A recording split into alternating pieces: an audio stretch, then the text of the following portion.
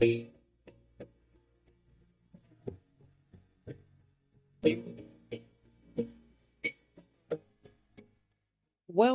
to the Spiral of the Rose podcast with our friends Kelli and Bri. Welcome back to the Spiral of the Rose podcast. Today we have our first ever guest interview. We are interviewing my shamanic teacher and Kelli's shamanic teacher, Maestra Wisdom Dvine. And she is a certified shamanic healer, instructor, and mentor, as well as a shamanic Reiki master, an ordained spiritual minister, and holder of several other certifications and degrees in healing, spirituality, and education. She is a trauma and domestic abuse survivor, and her lifelong journey through self-healing guided her to the revelation that traits such as empathy and psychic intuition are gifts rather than curses. She also founded the accredited Wyzdom Dvine Mystery School, a place of healing and training for gifted helpers. And I am so excited to have her here today. I went through basically my entire spiritual awakening with Maestra Wisdom Dvine. So she knows me pretty well. And she is one of my favorite people. I look up to her so much, and I'm so excited to interview her here today. I know that I've mentioned her previously on this podcast, saying like that week after I left my husband, I got the message that I was a shaman. And then like a week later, I met Maestra. So it was very divinely guided. And yeah, so I'm super excited to talk to you today. And I know Kelli also, because I introduced her to you as well. And she started taking shamanism classes as well. Yeah. So I'm super excited to have this conversation, and such a fun topic too around this time of year, right? It's just all around like excited for this. But yeah, Brianna sort of pulled me into shamanism. I was a little hesitant at first, I have to say. She kept telling me about it, and I was like, I don't know about that. Like, I'm not ready for it yet. like I don't think, like, just give me a few months. And and then eventually I surrendered to it because I felt called, and it's been amazing so far, the classes that I've taken. And I'm going to keep continuing with it because I know that it's part of my path. It was just something of that. We talked about this on the last episode about being resistant to sort of shadow work. And so I feel that it was the same thing with me and shamanism. So, but I've had nothing but positive experiences so far with it. So. Yeah. And I think so I actually forgot to mention that, but we're going to discuss mediumship today. And we slightly mentioned it on our last episode because we were talking about shadow work. And then we were like, we kind of touched on how both Kelli and I were so resistant to mediumship specifically. And it was just, we were just like, okay, we need to have Maestra on here. We need to talk about mediumship, especially because this episode is going to go out right before Halloween, right before Samhain. So super excited about that. So Maestra, can you, I would love to hear if you have anything else you want to add before we get really going. Introduce yourself a little bit, anything you want to share. Yeah. Sure. Thank you guys for having me. I didn't know I was your first guest, so I'm super duper honored to hear that. That's really, really cool. So thank you guys for having me. I love having you both. I love watching how Kelli, Brianna just really, really, really just dragged you in. I could saw it's like slowly happening. And the guides are showing me, and I'm just seeing these little trickles of you like being kind of I will say that I felt like our deal was sealed when you came to my Samhain the shamanic circle for Samhain that I invited you to, and we got to talk about the goddess and the witchy stuff and the spooky things and how it all started. And so I was like, oh, that just felt like that sealed us. That sealed our bond from that moment on. So that makes a lot of sense because Kelli's really into that stuff too. I know. I'm so scared of it all. That's how I always see her too. My journeys when it comes to her, they're always like super witchy and they're super cool. And I always see her as this like witchy goddess. And Brianna, yes, about the whole, like, I literally met you like a week later. She was like, oh, I've been told I'm a shaman. And I'm like, really cool. What, have you received, any training or anything? She's like, no, apparently you're going to do that. So, and yes, if you're not ready for shadow work, that's what I've noticed. Most students, if they're thinking about it, but then they're hesitant, I always can tell it's because it will take you through that journey of self-healing first. That's what makes us really good at what we do, is that it drags you, and then now you know what to do when you see somebody else being dragged through the same thing. To throw them a lifeline. Okay, breathe. I went through this already. So yeah. I just thank you guys again for trusting me with your journey. Oh, so grateful for you. And I mean, really, me, I'm like an all in. So I was like, I threw myself into this like 2-year dark night of the soul. And basically, if it hadn't been for you, I probably would have stayed there, because it was just like, well, there's endless things to work on, so I have to keep working on them. And you're like, no, breathe, stop. I need you to come to the You don't have to do it to yourself. Come to the light. It's all shadow. Yeah. So ridiculous. Emotional.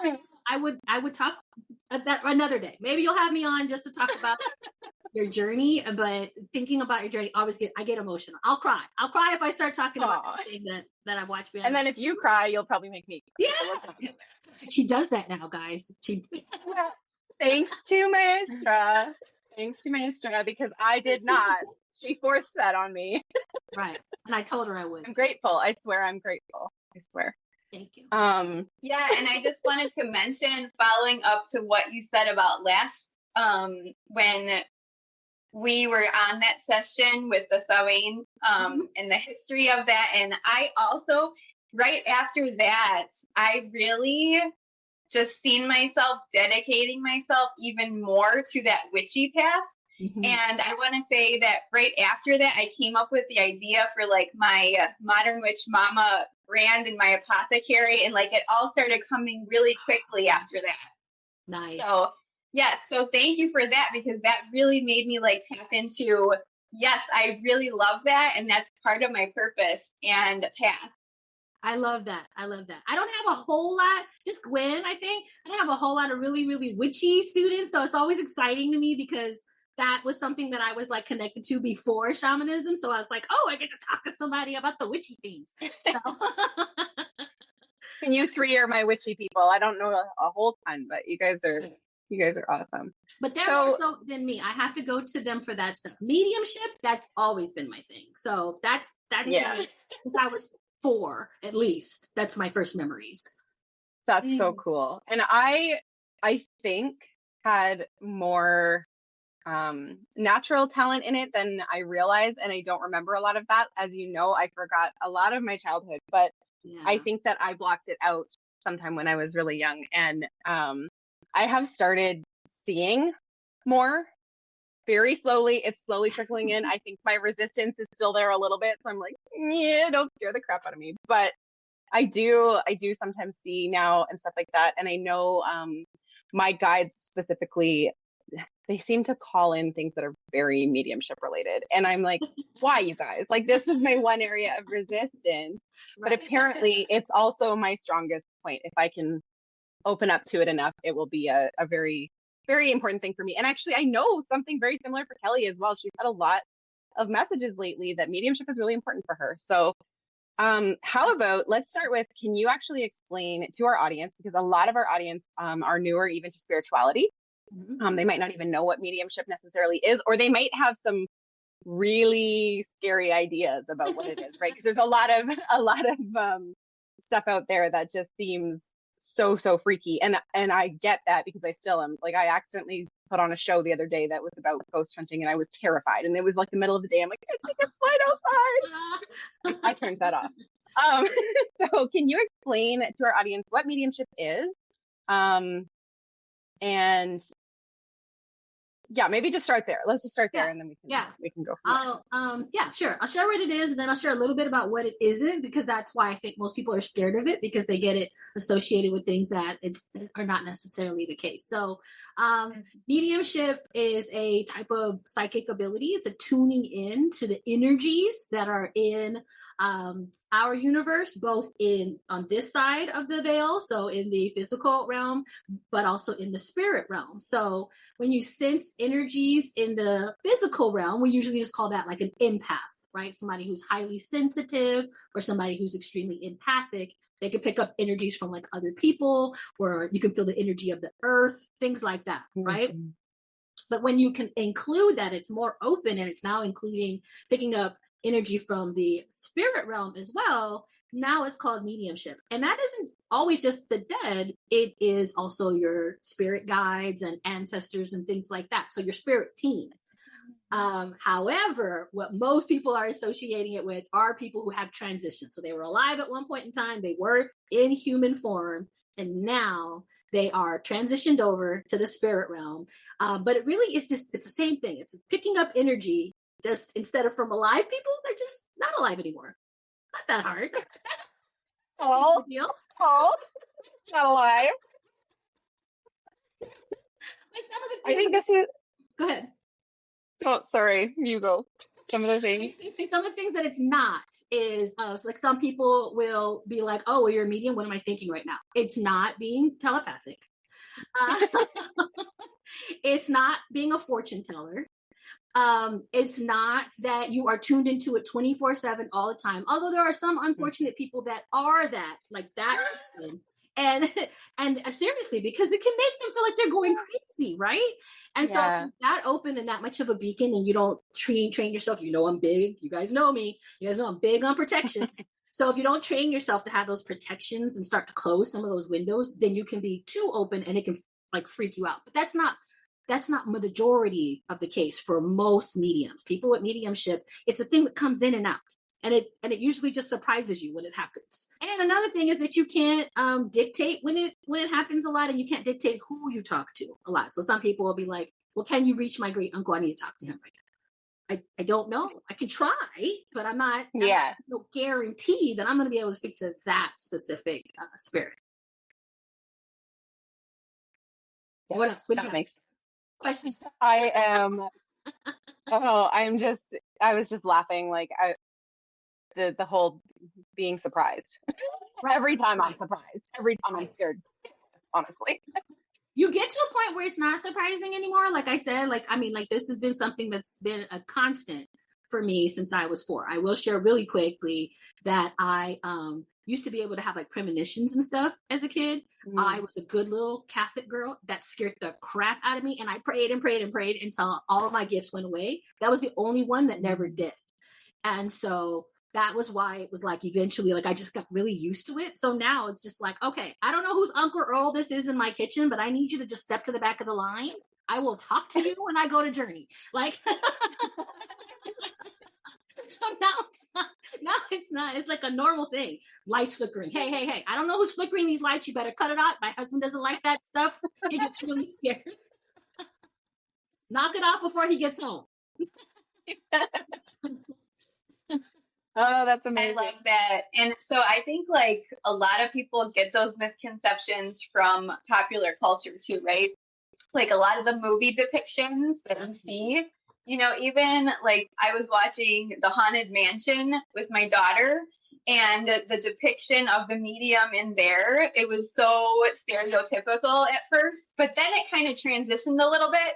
But at first it was like that, like she was trying to, read their future or whatever. And I'm like, that's not a medium. And I kept saying like, that's not how it works.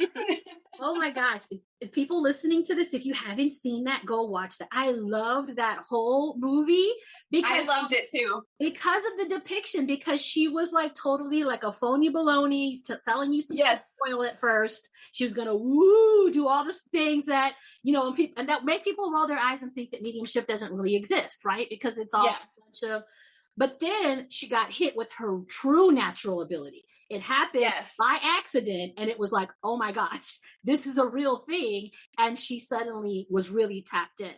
And then another thing that's in popular culture, and I didn't mention that it's not majority, now there are some mediums don't receive channeling. They don't have spirits that just jump into their body and take over and start speaking, their eyes rolling in the back of their head. So I think a lot of people are scared that Possession? You mean possession? Hell no. So there are different types of mediums. We have mediums that use physical items, so cards, pendulums. They can actually connect with the spirit to make the spirit move things around, or knock 3 times for yes and 2 times for no. That's a spirit. That's a medium that's using physical. Then we have mental, which is more like what I was talking about, where it's more like the energetic, the empathic, where you're just kind of sensing and you can either see pictures or you hear or feel. And then there's the mediums that are the channelers. So those are the ones that take on possession. I feel like it's only possession if you didn't give them permission, but I guess. Okay, yes, that's fair. I right here and now say that's not my method. Okay. I will not be that one. Boundaries, exactly. No. They don't have my permission to touch me. They don't have my permission to physically affect my physical reality, and they don't have the permission to enter into my body. So yeah, set your boundaries. Yeah, see, I already set some of those boundaries without even knowing. Like, this was like a year or more ago, because my daughter came running like terrified one day from upstairs. And I'm like, what's wrong? What happened and everything? She's like, something touched my hair in my bedroom. And she ran out, and I was like, oh no. So from that day on, I said, and I said it out loud, no spirits are ever allowed to touch anybody in this house. Mm-hmm. Like, I put that boundary up, and like it never happened since then. So Good. Exactly. Ooh. That's what I mean. Ooh. Protection, boundaries with authority. I keep telling my husband, because he keeps saying something touches him and stuff. And I was like, you got to put up your boundaries with authority and mean it. But But if you have a thought of like, my dad passed away, and if you're thinking, man, I really wish I could connect with him, you might inadvertently give permission. So you got to make sure you mean, you say what you mean. I want to connect with you in my dream. Be very clear. Don't go around moving my cell phone, things like that. Yeah, no doubt. So this time of year specifically ties in so well with mediumship, which is why we were so excited to have you on entire, like, just pre-Halloween episode that's going to go out. Why is this time of year known as a time when it's easier to connect with spirit, right? So they say the veil between the physical and spiritual world is the thinnest at this time. So how does that impact our connection with spirit? Right. Yeah. So it is. The veil is thinner. This is the time of year, traditionally across many cultures, where people would be connecting with their ancestors. This is when a lot of people believe this is the time when ancestors can come visit us, or they're able to be around us. So they would put things out on their altars, their porches. They would set a spot at their table. There's different things that people would do to connect with the spirits that have passed away. So traditionally, that's always been the case. Why that is exactly, I'm not exactly sure the reason why this is the time of year. I feel like it's because it was the close of the year for our ancestors previously. We would have been in the new year now, not in December. But the veil is thin at this time. And so if you have psychic abilities of any kind, you'll feel them a lot stronger, usually in the fall. It's my favorite time of the year because of it also as well. Yay, because I love all the spooky and creepy and shadow stuff. So not Kelli over here pulling out her Halloween decorations in September. Yeah, right? It was like the beginning of September. I'm like, Kelli, what are you doing?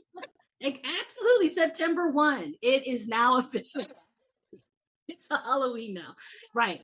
And so that makes it a good time to connect if you want to.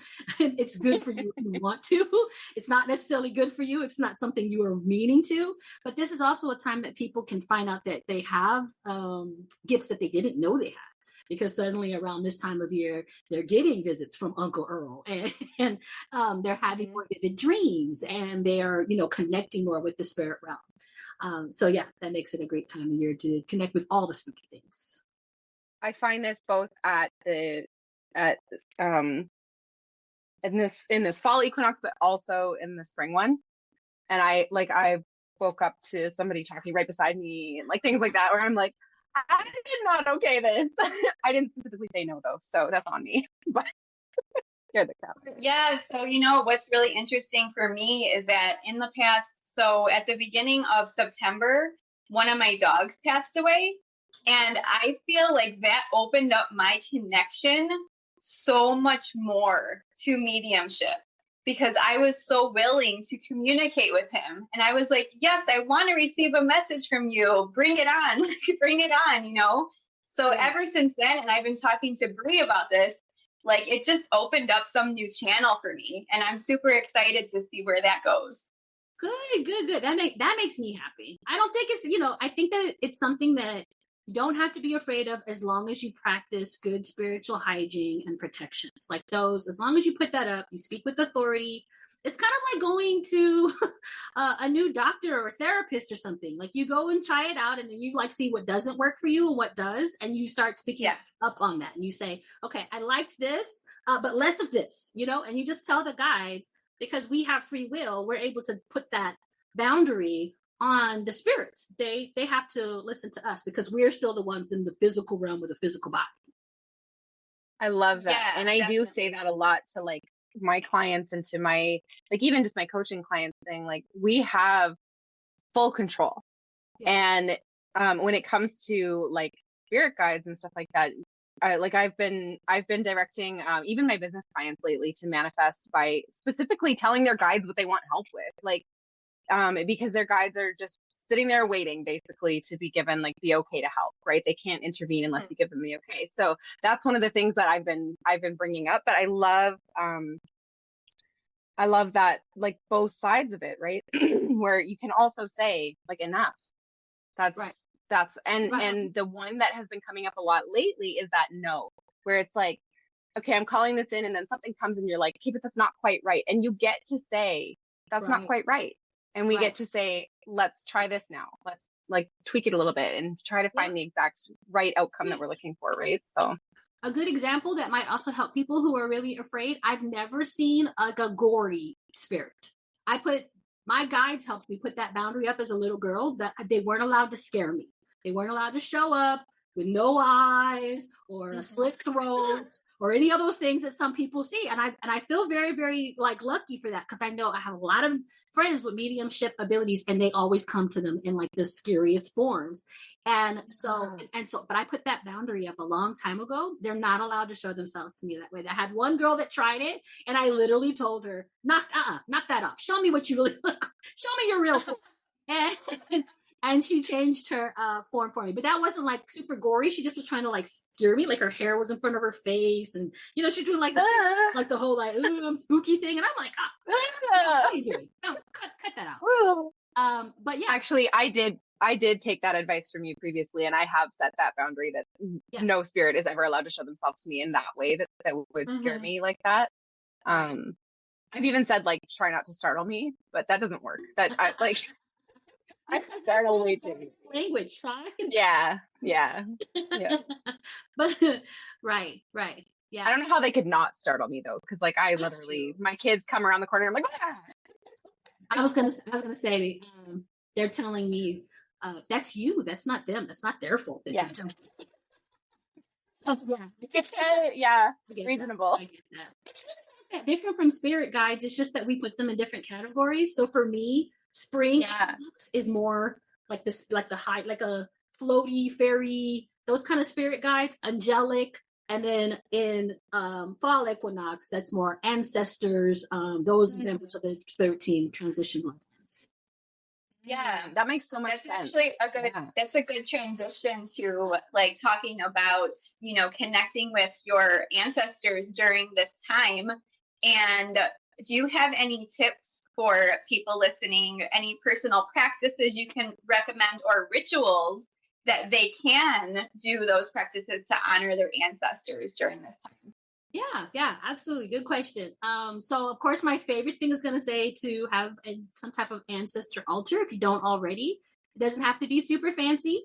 Just something that you set up in a place in your house where it's not going to get messed up too much. If you have a cat, you can't really. Cats love altars for some reason. I think it's because they know they're divine. But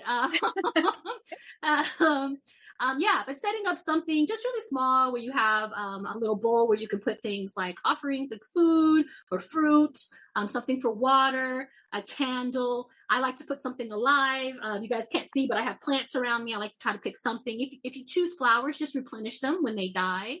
And then if you have things that remind you of any of the people that passed away, you can put those things on the altar. So that way it's constantly kind of growing. You have something sentimental. If you have somebody else pass away in your life, or you learn about a new ancestor that you didn't know about, somebody tells you about them, then now you can be like, oh, well, now I would like to add something to my altar in order to honor them. Other things you can do is look up, cross-cultural shamanism. Look up other cultures. Look up what other cultures do to celebrate. So Dia de los Muertos is coming up. Samhain is also about honoring our ancestors.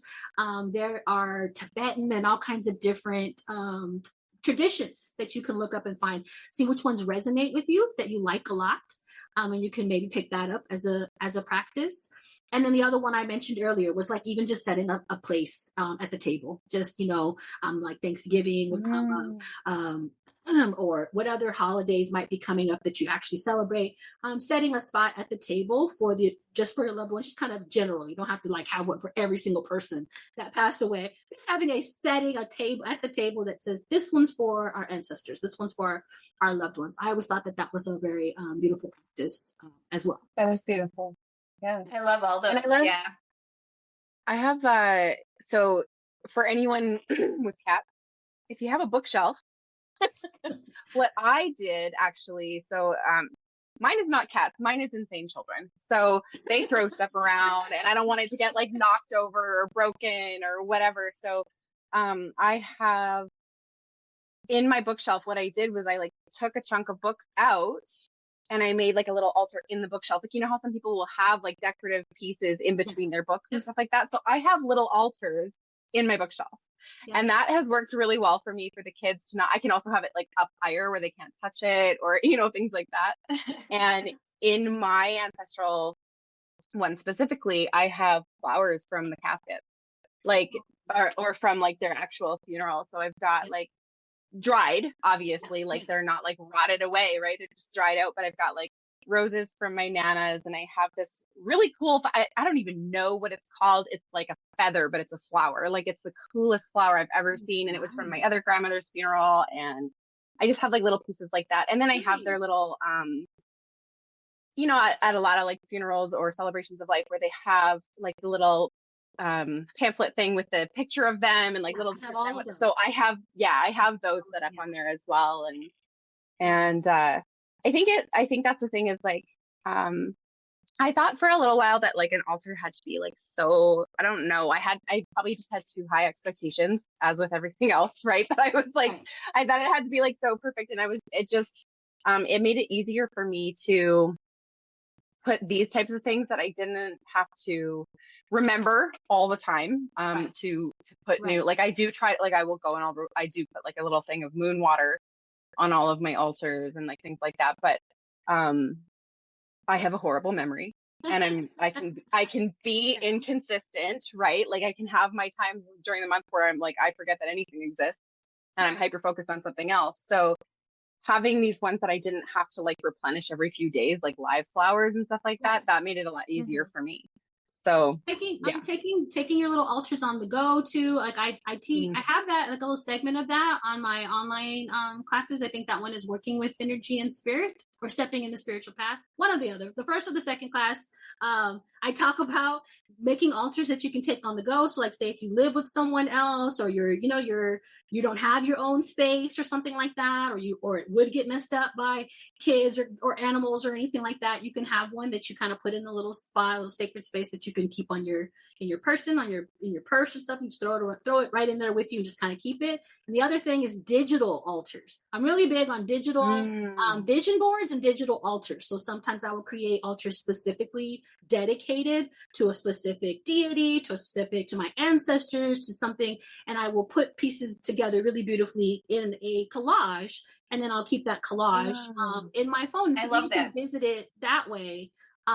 As that is really cool. Yeah. Another thing I didn't mention also was just a candle, just a plain white candle. White. I say white because different colors mean different things. I'm sure you guys maybe talk about that here on your podcast. So I would say, just to keep it simple, you can always take a white candle and light it and just set the intention that you are opening communication. If you want to try to reach your ancestors or open up your mediumship abilities, you light the candle and say, I'm setting the intention to talk to someone, put up your protections. Only the people you give permission to are allowed to be there. But that candle lets them know, oh, she's open for business. She wants to talk.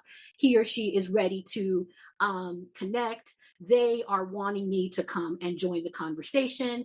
And so that's another way that we can honor and even connect with our ancestors. Yeah, and that's basically what I do too. Like, I always have that ancestor altar set up, but I'll go light the candle when I'm thinking of them, when I want to pay respects, when I want it. So that's beautiful. So do you have anything that you do currently for like your ancestors? Yeah, so I have like a general ancestors altar set up. Actually, I set it up right after we did that session last around Halloween. Yeah, I set it all up then, and I've been adding to it since then. So I actually have pictures. I have favorite things, but we have animals, so we drew them out because I can't put food because my animals will get the food. Got it. My daughter and I drew them out on paper and cut them out and put their favorite foods and like their favorite things. I have crystals on there. I have a representation of like all 4 elements. And so, yeah, I have that. And I also, like, occasionally I'll do like another small altar around the house, like if I feel called to do it for a specific person or deity or something.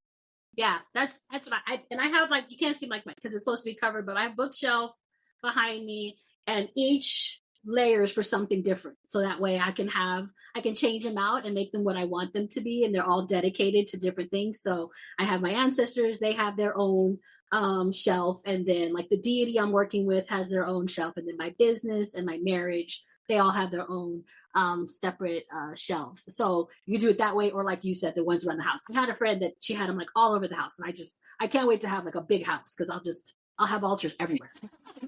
Yeah, I had to clean up some of mine because we did get a cat 2 months ago. Yeah.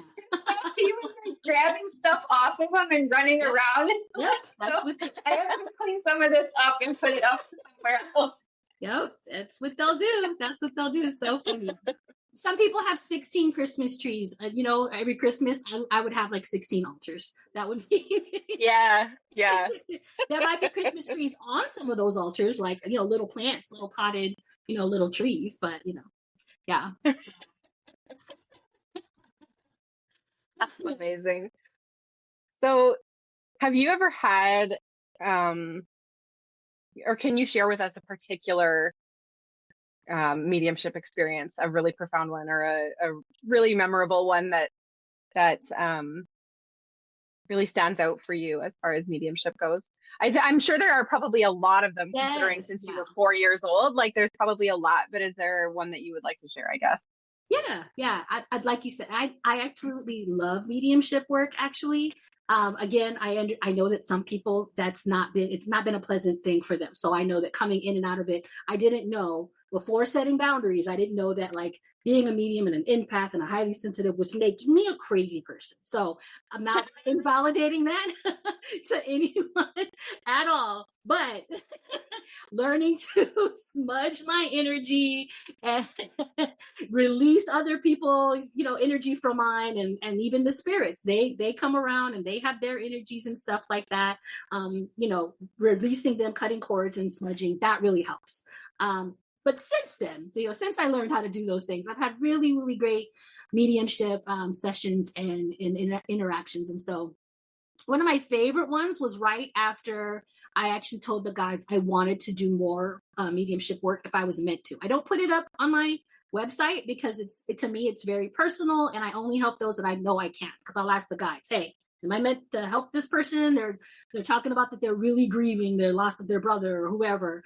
And so I don't want to offer it unless I get permission. I already know that I can help. But I was watching like a documentary on like past life regression, on near-death experiences, and mediumship. It was like going through all these different like really interesting experiences. And I was like, this is something that I don't, haven't really tapped in for others in like a long time or anything. So, if I'm meant to do that, I told my spirit guides, if I'm meant to do this, if I'm supposed to help people, send people my way, send me someone that I can help using mediumship. And almost immediately, like I swear, within the next, it couldn't have been more than 7 days. It was somewhere within that 1 week period. My mother reaches out to me. She says she has this coworker who's really having a hard time. My mother has always been very supportive of the fact that she knows that I had gifts. So kudos to you, Kelli, and Brianna, with your kids and stuff, tapping in and realizing when they're gifts. I was hanging out with your daughter last night, Kelli, so I hope that was okay. If me and her were like in astral realm, and I was like, oh, I haven't visited, I forgot, I'm visiting with you. Hello, how are you doing? I'll tell you guys about the spirits that came up for you too as well. Anyway, but yeah, so my mother was like, hey, I have this person I work with. She's really having a hard time. She lost her husband. Maybe you could give her a message or something, just something that'll help her through this grief. My mom had no idea that I had just said that thing to the universe, and she just knew. So I was like, okay, here's my chance, let me try it out. So I just started to tap in, started to see what I could get. I started getting pictures in my mind, and I'm not talking to this woman directly. I'm just giving these messages to my mom to give to her, like just trying to help, right? Not a session. But things were coming in really clear. He was right there right away. I asked for his name and, what other information she could give me. And she gave me information, not too much though. I saw a hospital bed. I saw these beautiful butterflies. I saw a man and a woman's hand, like kind of posed in a picture, like over each other with their wedding rings, but their hands were older. It kept being very vivid that the hand is like pointing my direction, my focus, to see that the hands were older, but they were showing me the rings, And so I was telling her all of this. For some reason, there's like a depiction. Did you guys get married older? Like, were you older when you got married? Is this your second marriage? Because they want me to know you guys are older. And this is like, the rings are showing like this. And then there's these butterflies. And then there's this hospital bed and so on and so forth. And so the woman is replying back. I told him that after all of these years, he still gives me butterflies. And so she said, that's the butterflies. And then she said, the rings, we celebrated our anniversary, but he was in the hospital. We just celebrated it before he passed away. Then she said, we were separated for like several years, like over 10 years. They were separated and they weren't going to be together. But then they got back together later in life. And they always said, it's like we got a second chance. And so then he ended up getting cancer, and she was taking care of him. And so at first it was just these pictures I was seeing, and I was telling her what the things were that I was seeing in the pictures, and she was just floored at the things I was telling her. But then finally his voice came in loud and clear, and he was repeating himself. He's showing me the hospital bed, and he's saying that, he was trying to talk to her, trying to tell her something, but she didn't get to get the message from him, and that she did her best. She was doing, everything. He's so sorry. He mentioned something about her giving her life up, and she's like, after she moved back in with him and he ended up getting sick again, she like had to put her whole life on hold for him. And there was resentment in that. She did have resentment in him for getting sick on her. And, she had to put everything on hold, but she did take care of him. And so I started to speak into the memo, the voice memo, everything I'm hearing, and I try to say it exactly how I heard it, because I could hear the cadence in his voice, the tone in his voice, everything. So something nudged me and told me, put that on the memo. I feel like it would help her for some reason.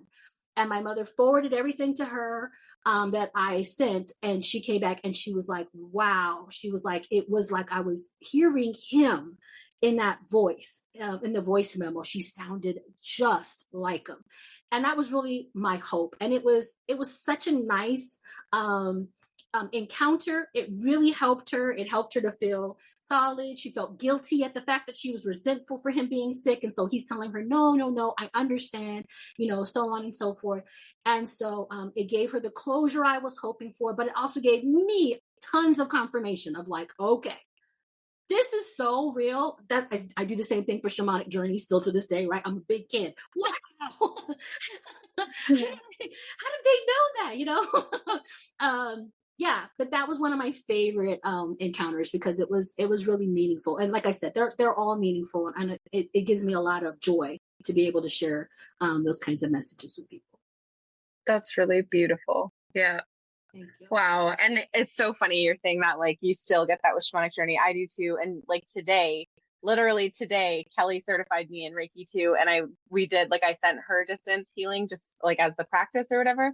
And afterwards, when she was saying she could feel it, I'm like, yes, you could feel it. I didn't believe it. Like, it's totally that like confirmation of, okay, yeah, I am doing this right. Somehow I'm doing it right? You're just not 100% sure. And I know you're really similar to me in that way, or you used to be at least. And I know that, like me in your classes, I was very like in my head at the beginning. Like that was one of the biggest things. I was like, I don't know if it's me. I don't know. Like, I think I might just be making this up, right? Like I had a hard time trusting it at first. So I totally get that feeling. And even today, like when we were starting, I'm like, yeah, I'm really nervous. I feel like I don't know if I can do this. Right. But then she's like, yeah, I can feel it. And I'm like, yep.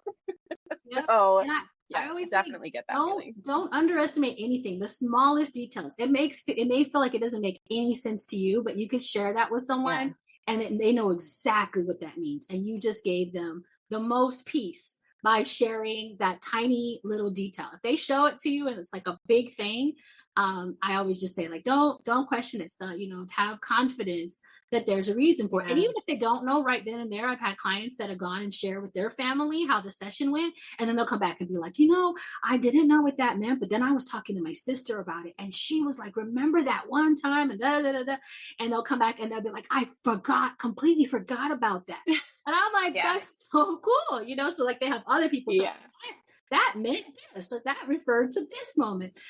So yeah, it's really, really, really cool to see like all of those things. And I did try to tap in for you guys last night to see if I could pick up any like spirits. So I was like, that would be fun. Ooh.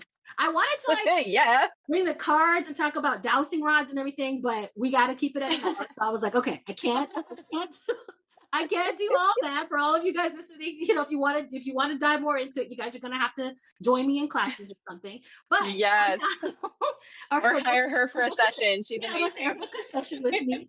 But I decided, I was like, it'd be really fun to see if anybody wants to come and talk to me so I can share this information. So sorry, Brianna. So Brianna, they weren't connected to you. They were connected to the little one. My favorite, the little warrior princess. Do we already know this? Okay. So I was like, no, but okay. Yes and no. My son has been the big focus lately, but I'm not surprised that you with Casey, because she has always been like, you and her are somehow, very connected. Right. Yeah. She's my little Viking warrior princess. So I was trying to tap in for you, but they kept like directing me. And this was this tall figure. Okay. Long white sleeves with like black accents over it, high collar, and very, very kind of like, what I want to say is the feeling I got was like school marm kind of feeling. Like she was like, with her stick and stuff like that, but just like wanting to shape young minds and make sure that they grew into like all they could be. But she was very, very much in this black and white outfit, and she was tall and skinny. And I can imagine that like people would have called her like a witch or somebody spooky, like, you know what I mean, when she was alive, because she had these like bony features and she just looked like she was really, really strict when she was alive. But she was not like that with Casey at all. Like she just felt like she really, really like is fond of her, and so she just kind of took her on and became her protector. But she was someone who was alive at one point in time and could possibly even be a relative, but she is assigned herself to your daughter. So that was who showed up. She had the hair like this bouffant kind of hairstyle with the bun like kind of thing on top.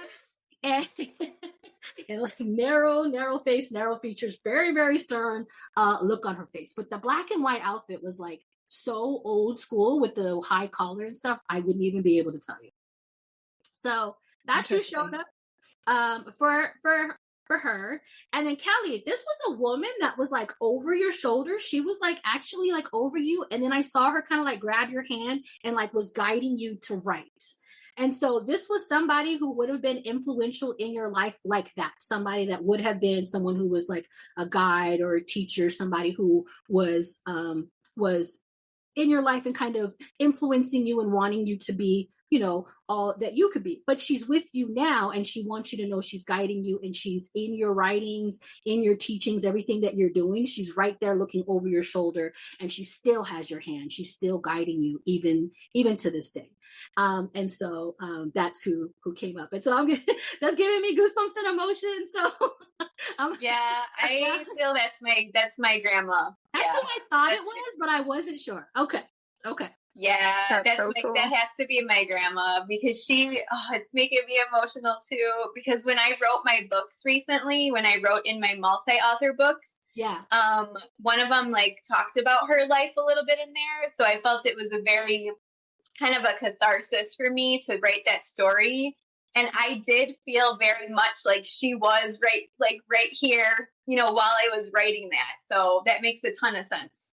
Yeah. That's so cool. That is beautiful. So I definitely see her. She was a big influence in life and still now. And proud of you. She feels like super proud of you. So that was nice to feel that energy as well. Just to let you know, Brianna, everyone else showed up. I just wanted someone new for you, okay? So just so you know, I'm already connected to. I saw your granny. I saw it was an uncle. I was like, I've seen y'all before. I know I've seen y'all before, but I want someone new. So just to let you know, they popped up. And I was like, no, show me someone different. And then that's who I got. I'll have to take a journey and find out who that was because I'm not sure. Okay. I know I have a lot of like even my grandfather was a teacher and a principal and stuff like that. Like, so I know that I have several ancestors that were in like the teaching field. So like it makes sense. I'm not sure who specifically, but yeah. Like the bony fingers are the things that stand out the most to me. And then I thought that they were saying that she was Black because I couldn't see her at first. I was hearing like this thing, and I was like, the one who's Black? Is that what you guys are saying? And they were like, no, the one who wears black or the one who's in black. So when you go through and you're trying to find her, for some reason, that was also another this like a depicting feature was that she either was referred to as the one who wears black or the one in black, something along those lines. So doesn't necessarily mean she was a school mom. That's just the kind of energy. Yeah, for sure. Yeah. But she was maybe a widow, because of the black. The one in black. That might have been something that they're trying to tell me is that she was like in mourning for a long time. But yeah, so those are just little hints to help you figure out. Yeah, super cool. Yeah, thank you for sharing that. Yeah, you're welcome. Yeah. And I'm also just giggling that you were in the astral realm with Kelly's daughter last night because we know Kelly, we know that Emma is so tuned in. Like she's very and she's had like she'll say things and Kelly's just like, holy shit. Yeah. Right? Like we know. So that's not surprising.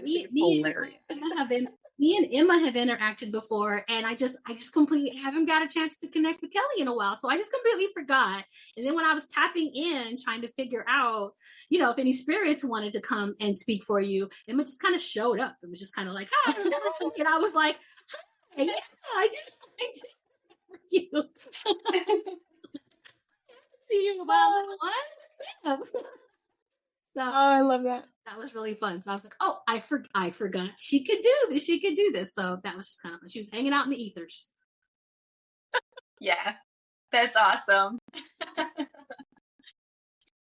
So, okay. I'm trying to think here. I wonder if, we talk a little bit about energy clearing and in energy protections on this podcast in general. And I know we'll probably do full deep dive episodes into those, just Kelli and I, and we both include it in our work that we do in our businesses. But do you have any tips that you can offer for people who are not trained specifically? Because I think a lot of our audience, our listeners, are not necessarily trained. They're just curious for how to put up protections or clear their energy, is specifically in relation to mediumship, and maybe especially at this time of year, where, like you said, people that are highly sensitive or empathic might be noticing gifts that they didn't know they had before. What can people do to make sure that they are safe, protected, and feeling like secure, that they're not going to go outside the bounds of what they're comfortable with, right? Right. Good question. My favorite tip for that, and like you said, just for beginners, there's lots of tips I could give to you, like I said earlier, like cleansing yourself and things like that. But the easiest one for anyone to do is to give permission to your protective guides. So just kind of setting the intention in your heart and in your mind. Hey, whoever is out there, my guardian angels, the guides that are my protectors, I now give you permission to act as a bodyguard on my behalf and keep anything away from me that is not of my highest good.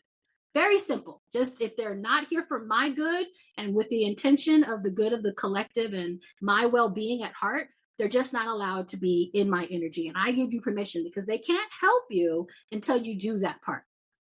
You have to give them permission to I'm like, what am I trying to say here? You have to give them permission to act on your behalf, because once again, we have that free will. They're not really allowed to just interject on our free will and our path. So they might be sitting by wanting to help, and they can't, because you haven't taken that step yet to say, oh, I just have to give you my permission. Amazing. That is such a perfect tip, because like I said, I have been telling my ladies to specifically ask their guides for help to manifest the things that they want to manifest. So that is so aligned with specifically what I've been telling my clients lately. No, I really love that. And I love, I know one of the things that has come up with some of the people in my world who are not very spiritual, who are just coming into this kind of stuff, is they're like, set intentions. What does that mean? Like, how do I, and really, it is that simple. It's having it in your heart, in your mind, just thinking it, believing it. And then even for a lot of people, I think it really helps to say it out loud, to really anchor it in. And yeah, just going off of what you said, Brianna, and adding to that, I would say, like, there's nights that I do not sort of state all of my intentions out loud, because like I'm too tired or whatever. And then I always regret not doing that, because I feel like actually stating them out loud puts them into a solid sort of reality for me that manifests them into the current reality that I am in. So I would always say and add that, like, as an extra tip to people listening, that if you have specific intentions that you like to set every morning or every night, it really helps to say them out loud, even if you're repeating the same thing over. And another thing is that I am Reiki attuned. As we talked about earlier, Brianna just took my Reiki classes as well to get attuned to Reiki. But having something like that to throw on top of your intentions as an extra energetic sort of protection, like surrounding all of my intentions in Reiki energy, or maybe for you, it's, could be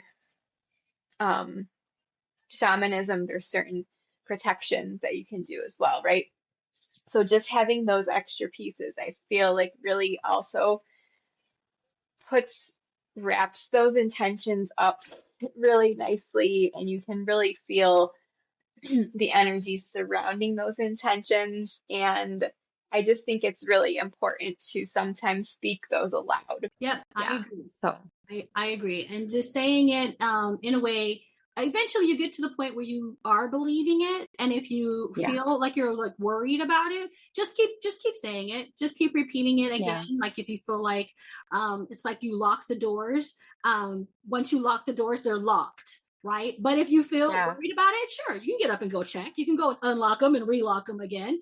But if that makes you feel better, but eventually you'll be like, you know what? I know I locked the door. It's fine. And you can go to sleep. Yeah. And I think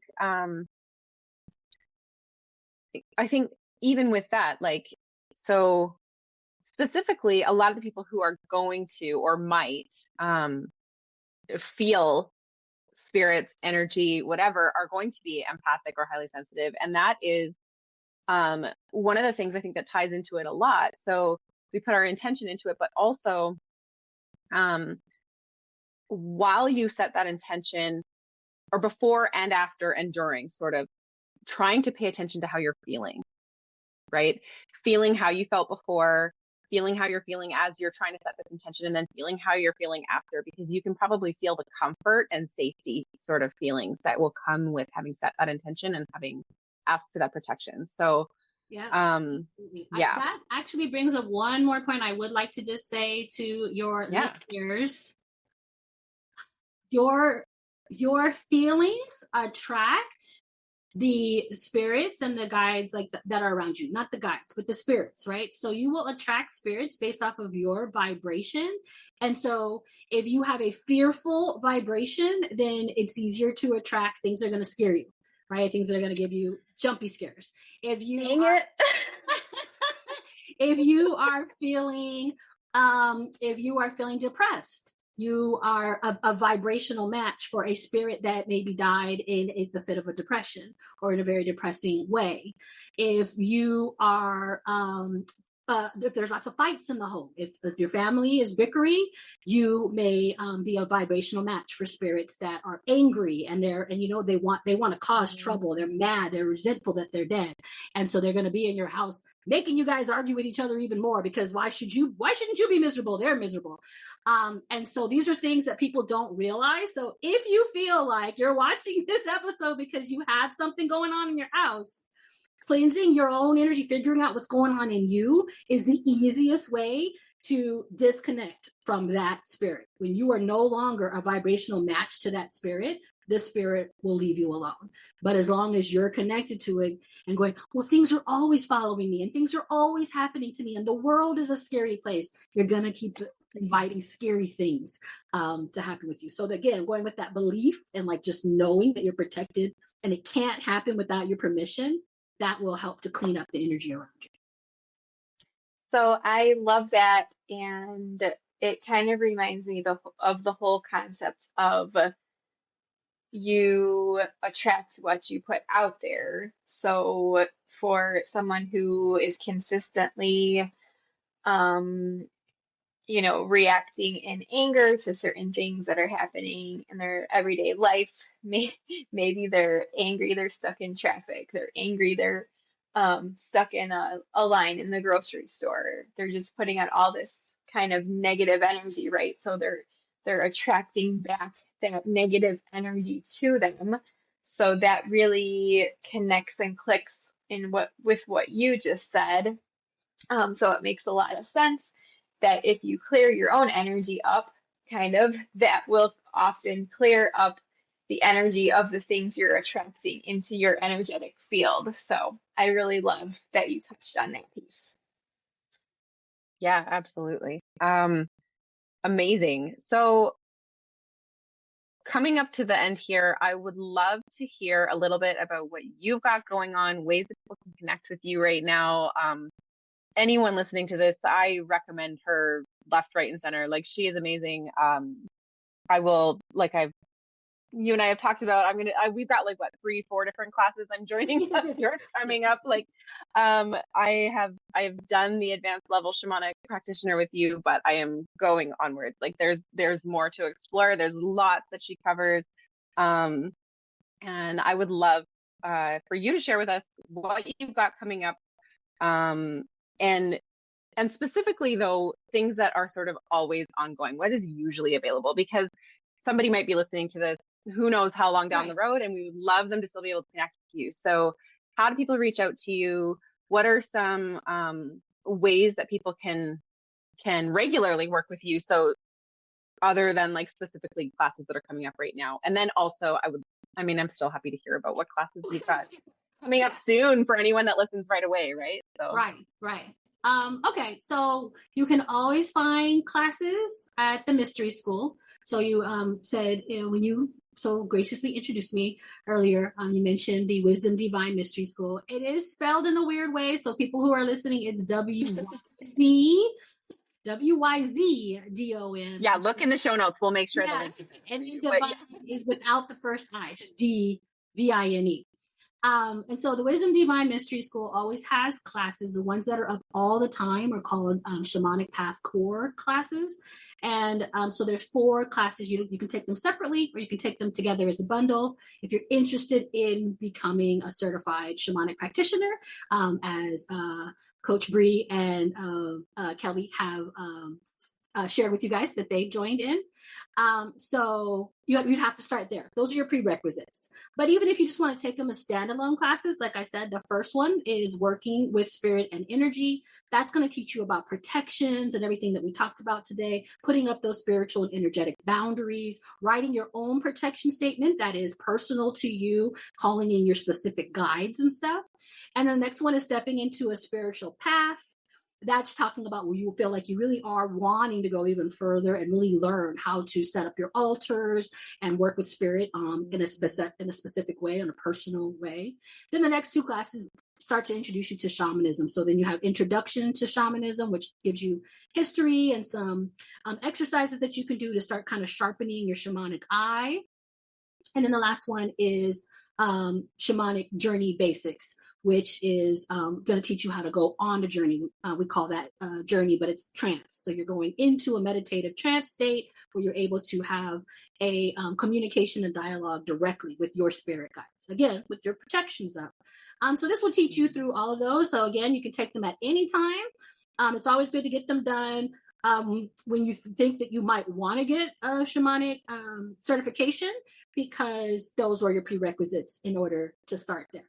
And then coming up, it will be on, it's not there yet, but on the Mystery School will be Shamanic Reiki. So I'll just keep adding classes so you can always go there. And then she'll have the link on there. It's mysteryschool.wisdomdvine.com. So you can always check there for classes. And then you can always check my website for bookings, to book with me, to find out more about shamanism, to find out more about the things I offer in me. And that's wisdomdvine.com.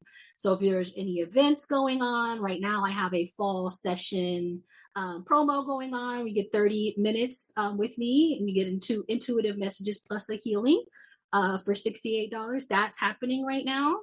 The Moon Key, the rights of the Moon Key, those are always up if you want to book just a one-on-one, but I also give group classes periodically. So I have a group class coming up on November 8th. But if you go to the website, you'll see it as a booking. If you would like to receive the rights of the Moon Key, I gift those, and I give a mentoring that we will be together for 14 weeks, where we'll go through all of the archetypes of the foundation rights. And then that's part 1 and part 2. So that's broken up into 2 parts. So yeah, those are the things that I have going on all the time. If you're interested in the shamanic certification classes, you can always look to see when's the next one. Those happen live on Zoom.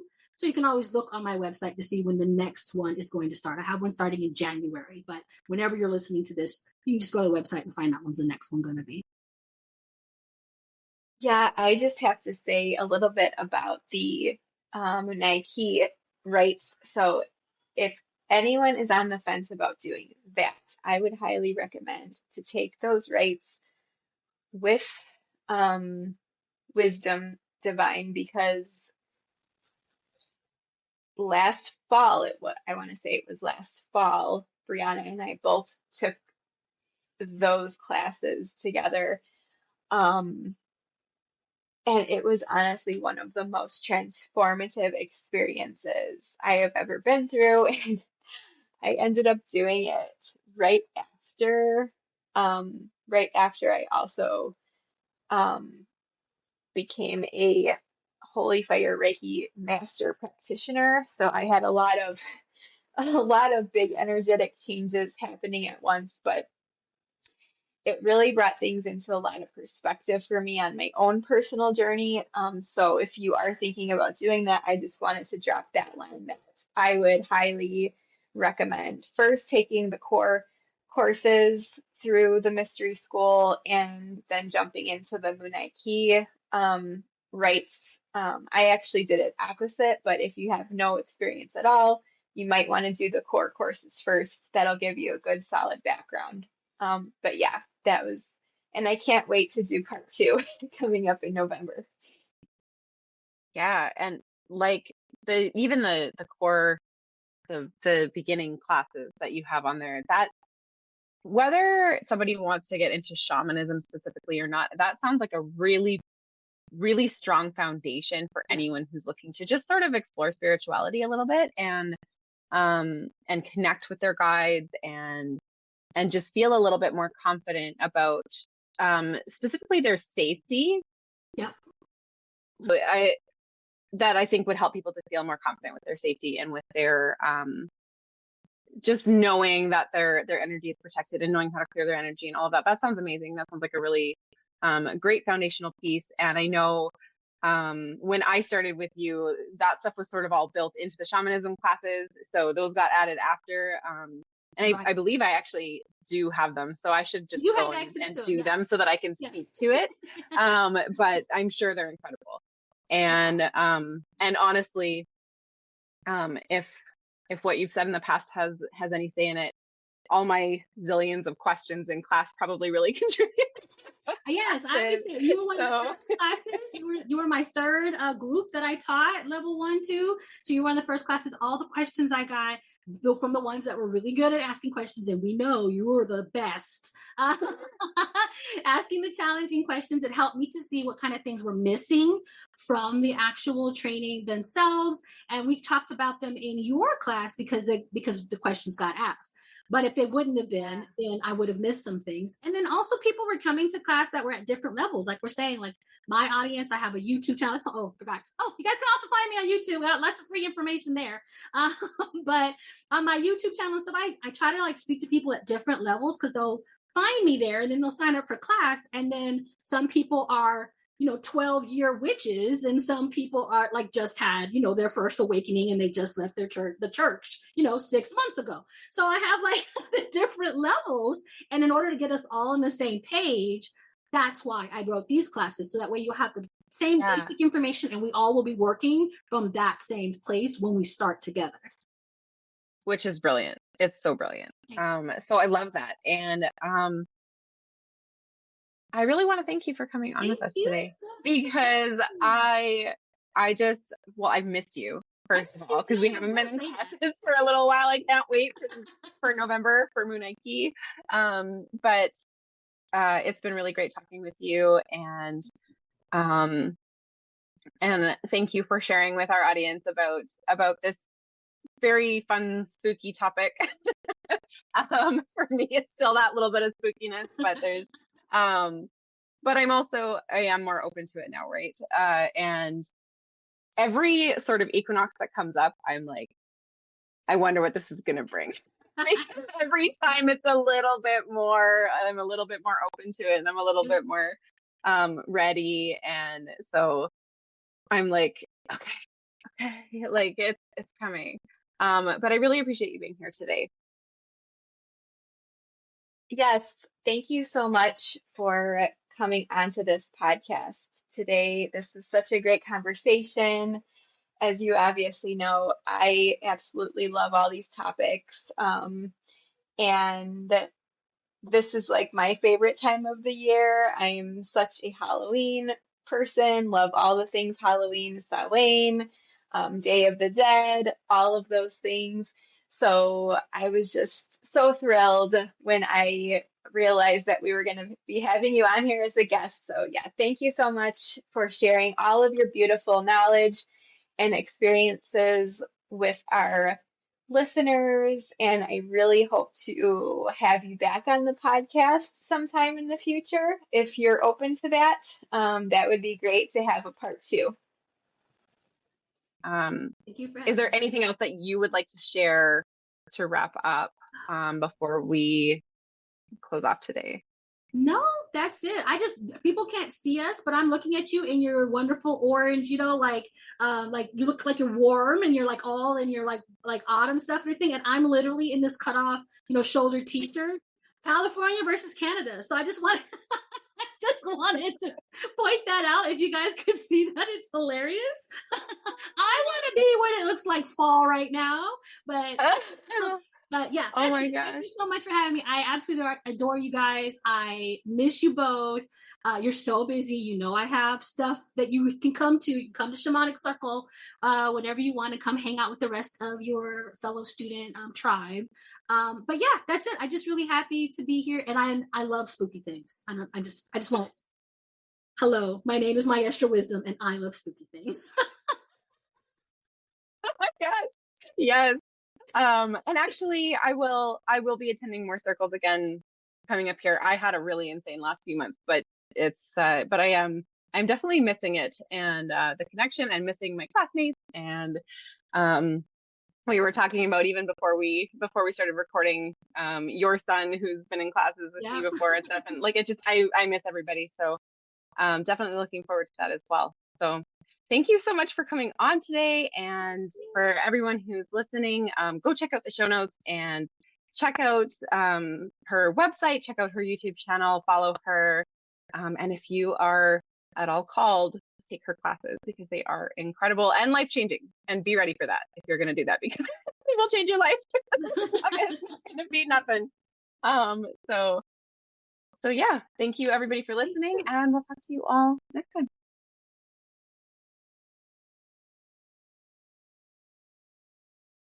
Thank you so much for listening.